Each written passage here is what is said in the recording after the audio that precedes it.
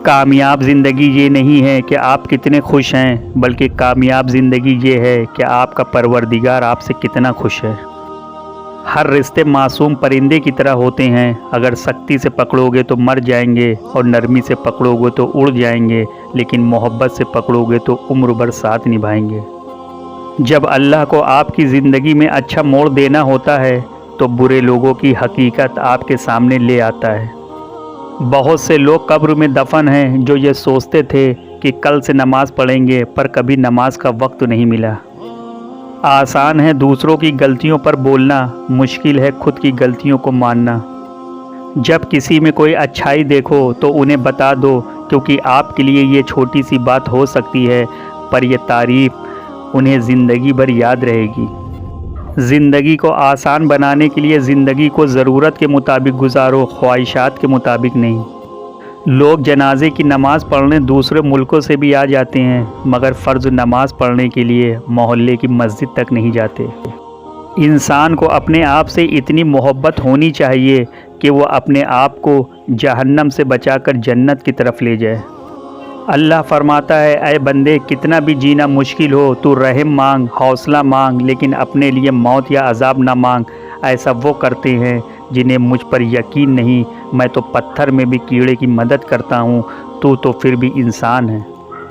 सब्र करने में और सब्र आने में बहुत फ़र्क होता है। सब्र करते करते इंसान मजबूत हो जाता है और सब्र आते आते इंसान खामोश हो जाता है। जिसने तुम्हारा नसीब लिखा है वो इसे दोबारा लिखने की भी ताकत रखता है, तो दुआ करते रहो और यकीन रखो, फिर देखो अल्लाह कैसे तुम्हारी आँखों के सामने तुम्हारे नसीब के पन्ने पलटता है।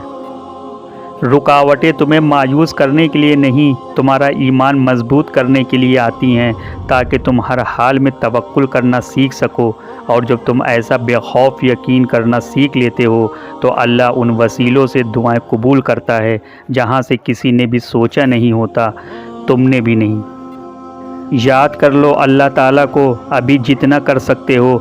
कब्र में उठ उठ कर खड़े हो जाओगे और कहोगे, ऐ अल्लाह, एक बार वापस भेज दे ताकि मैं एक एक लम्हा सिर्फ तेरी इबादत करूं, लेकिन अफसोस दोबारा मौका नहीं दिया जाएगा। 3 किस्म के लोग क़यामत के दिन मुश्क के टीलों पर होंगे, उन पर अगले पिछले सब लोग रश्क करेंगे। एक वो शख्स जो दिन रात की 5 नमाज़ों के लिए आज़ान दिया करता था। दूसरा वो शख्स जिसने लोगों की इमामत की और वो उससे राज़ी रहे।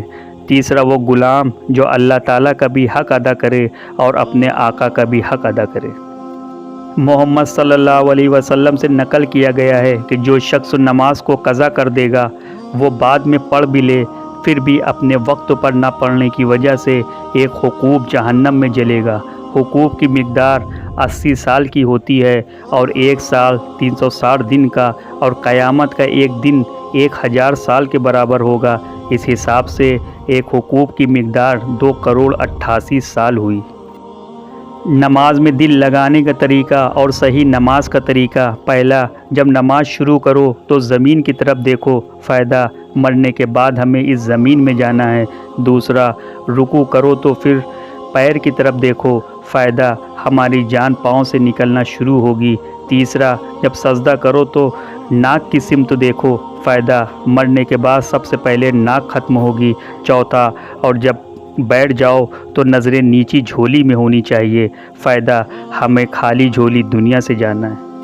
मौत एक खुला राज है, खुला इसलिए कि हर शख्स जानता है कि मौत बहरहाल आनी है, और राज इसलिए कि कोई नहीं जानता कि कब, कहाँ और कैसे आनी है।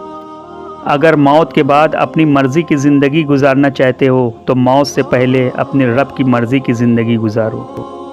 कोई किसी से न डरे सिवाय गुनाह के, और न कोई किसी से उम्मीद रखे सिवाय अल्लाह के। दुआ किया करो और दुआ के साथ सब्र भी किया करो, क्योंकि वो सबकी सुनता है, पर किसी किसी को सब्र के लिए भी चुनता है।